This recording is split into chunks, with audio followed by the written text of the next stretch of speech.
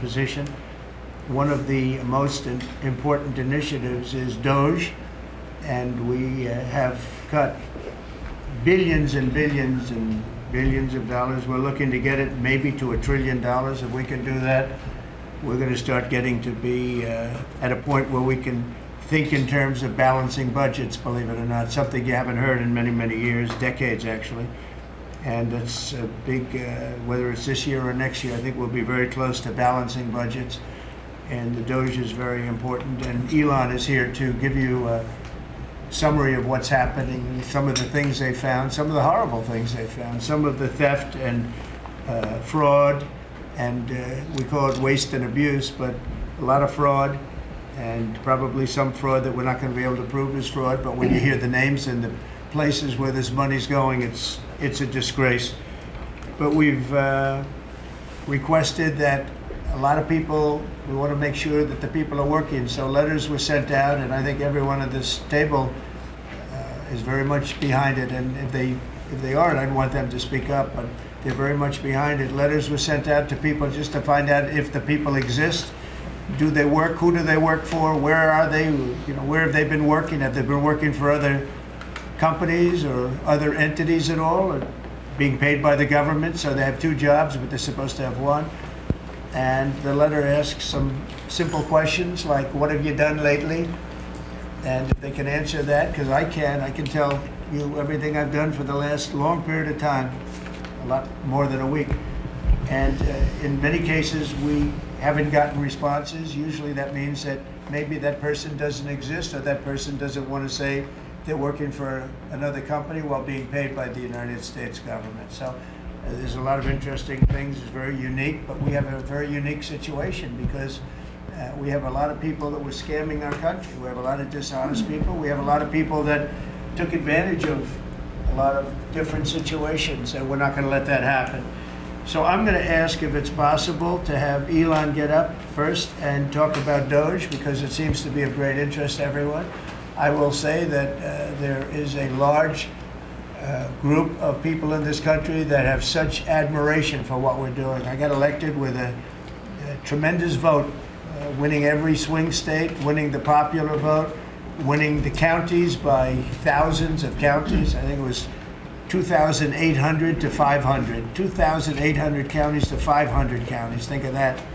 And so we have a mandate to do this, and this is part of the reason I got elected. I got elected based on taxes and based on many things in the border, but also based on balancing budgets and getting our country back into shape, and this is a big part of it. So Elon, if you could get up and explain where you are, how you're doing, and how much we're cutting, and it's an honor to have you. He's been a tremendously successful guy. He's really working so hard, and he's got businesses to run. And in many ways, they say, "How do you do this?" And you know, he's sacrificing a lot, and getting a lot of praise. How do you do this? And you know, he's sacrificing a lot, and getting a lot of praise. I'll tell you, but he's also getting hit, and we would expect that. And that's the way it works. So I'd like to have Elon Musk please say a few words. Well, thank you, Elon. Thank you, Mr. President. I actually just call myself a humble tech support here because this is actually, as crazy as it sounds, that is almost a literal description of the work that the DOGE team is doing, is helping fix the government computer systems. Many of these systems are extremely old. They don't communicate. There are a lot of mistakes in the systems. The software doesn't work. So we are actually tech support. It's ironic, but it's true. The overall goal here with the DOGE team is to help address the enormous deficit. We simply cannot sustain, as a country, $2 trillion deficits. The interest rates, just the interest on the national debt, now exceeds the Defense Department spending. We spend a lot on the Defense Department, but we're spending like over $1 trillion on interest. If this continues, the country will become de facto bankrupt. It's not an optional thing, it is an essential thing. That's the reason I'm here. And taking a lot of flack, and getting a lot of death threats, by the way. I mean, I'm like, stack them up, you know. But if we don't do this, America will go bankrupt. That's why it has to be done. And I'm confident at this point, knock on wood, knock on my wooden head, there's got a lot of wood up there, that we can actually find $1 trillion in savings. That would be roughly 15% of the $7 trillion budget. And obviously that can only be done with the support of everyone in this room. And I'd like to thank everyone for your support. Thank you very much. This can only be done with your support.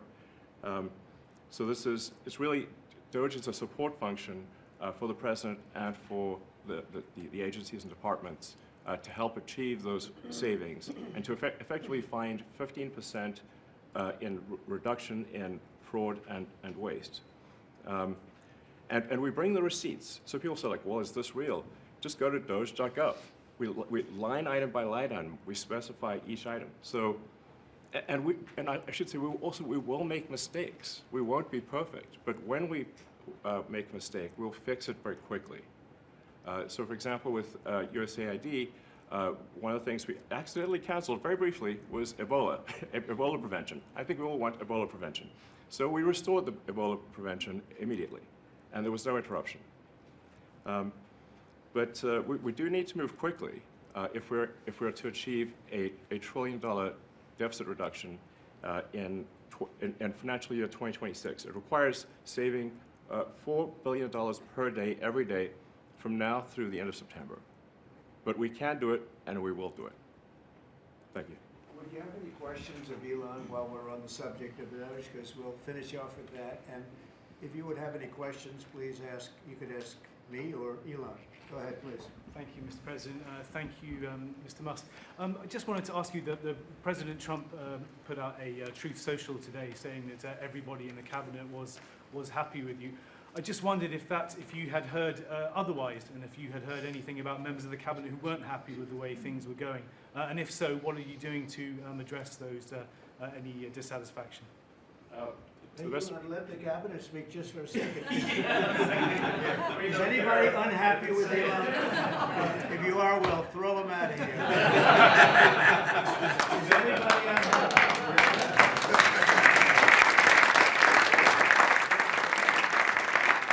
They have a lot of respect for Elon and that he's doing this, and some disagree a little bit, but I will tell you, for the most part, I think everyone's not only happy, they're thrilled. So go ahead, Elon. And President Trump has put together, I think, the best cabinet ever, literally. So, and I do not give false praise. This is an incredible group of people. I don't think that such a talented team has actually ever been assembled. I think it's literally the best cabinet that the country has ever had, and I think the company should be incredibly appreciative of the people in this room. Go ahead, please. Yeah. Mr. President, thank you, Mr. Musk. About half of the government employees so far appear to have responded to your request for what they've been doing over the past week. Is there a timeline in place for next moves for people being fired, and when can the American people expect to see results of that? Yes. Well, to be clear, I think that email perhaps was best interpreted as a performance review, but actually it was a pulse check review. Do you have a pulse? Do you have a pulse and 2 neurons? So if you have a pulse and 2 neurons, you can reply to an email. This is, I think not a high bar, is what I'm saying. This is, should be, anyone could accomplish this. But what we are trying to get to the bottom of is we think there are a number of people on the government payroll who are dead, which is probably why they can't respond. And some people who are not real people, like they're literally fictional individuals that are collecting paychecks. Well, somebody's collecting paychecks on a fictional individual. So we're just literally trying to figure out, are these people real? Are they alive? And can they write an email? Which I think is a reasonable expectation for the American public would have at least that expectation of someone in the public sector. Mr. Musk, roughly 1 million employees. It's not a high bar, guys, come on. Roughly 1 million employees have responded so far to this email. Does that mean that the remaining 1 million or so federal employees now risk being terminated? And is it your understanding and expectation when you post a directive on X that the cabinet secretaries will follow that order? Because several agencies have instructed employees that this is voluntary or not to respond. Yeah, well, I mean, so I guess there was a, like last week, the president encouraged me via Truth Social and also via phone call to be more aggressive. And I was like, okay, you know, yes, sir, Mr. President, we will indeed do that. The president is the commander-in-chief. I do what the president asks. And I said, can we send out an email to everyone just saying, what did you get done last week? And the president said yes, so it did that. You know, we got a partial response. We're going to send another email. But our goal is not to be capricious or unfair. We want to give people every opportunity to send an email. And the email could simply be, what I'm working on is too sensitive or classified to describe. Like literally just, that would be sufficient. You know, I think this is just common sense. And what is your target number for how many workers, employees you're looking to cut total? We wish to keep everyone who is doing a job that is essential and doing that job well. But if the job is not essential or they're not doing the job well, they obviously should not be on the public payroll. I'd like to add, wait a minute. I'd like to add that those million people that haven't responded, though, Elon, they are on the bubble. You know, I wouldn't say that we're thrilled about it. You know, they haven't responded. Now, maybe they don't exist. Maybe we're paying people that don't exist. Don't forget, we just got here. This group just got here. But those people are on the bubble, as they say. You know, maybe they're going to be gone. Maybe they're not around. I wouldn't say that Biden ran a very tight administration. They spent money like nobody's ever spent money before, wasted money. The Green New Scam, all of the different things they spent money on. And you've seen that. We've seen that with some of the things that I read in speeches. I read them and people can't believe when I read them. 20 million here, 30 million here for, you know, a little educational course on something. Circumcision, right? Circumcision. $20 million to inform the people of such and such a country on other things and other things other than that. So yeah, those people are, right now we're trying to find out who those people are that haven't responded.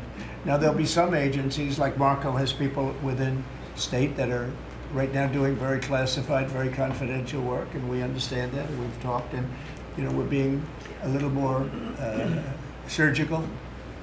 And Marco's doing a lot of things himself. He's and some of the secretaries we're going to be going to them. We're going to be talking about it today. We're going to ask them to do their own DOGE. In other words, they'll look in their group and I spoke with Lee Zeldin, and he thinks he's going to be cutting 65% or so of the people from environmental, and we're going to speed up the process too at the same time. You had a lot of people that weren't doing their job. They were just obstructionists, and a lot of people that didn't exist, I guess, Lee, too. You found a lot of empty spots that the people weren't there. They didn't exist. I think education is going to be one of those. You go around Washington, you see all these buildings for the Department of Education. We want to move education back to the states where it belongs. Iowa should have education. Indiana should run their own education. You're going to see education go way up. Right now, we're ranked at the very bottom of the list, but we're at the top of the list in one thing, the cost per pupil. We spend more money per pupil than any other country in the world. And yet it's Denmark and Norway, Sweden, and I hate to say this, and you know, we're going to get along very well with China, but it's a competitor. They're at the top of the list. They're among the top 10 usually, and they're a very big country, so we can't use that as an excuse, right? Because we're a very big country too, but we were ranked last time under Biden. We were ranked 40 out of 40. They do the 40 certain nations that they've done for a long time. It seems to be 40 for whatever reason. And we were ranked number 40. A year ago we were 38, then we were 39. We hit 40. And so we're last in that, and we're first in cost per pupil. So I would say that's unacceptable. Lawrence, you have something? So, Mr. President, I know you like competition, and I know it's early, so which department are you most impressed with? And then to Mr. Musk. That's the first one. And Mr. Musk, which department have you received the most resistance from? Mr. President, well, I think both of those questions are a little bit Well, you're a pretty controversial guy. Look, it's very early. Right now, I think I'm impressed with everybody. So far, everybody. If I wasn't in the first month, and some of them just got here, they just got approved 2 days ago, right?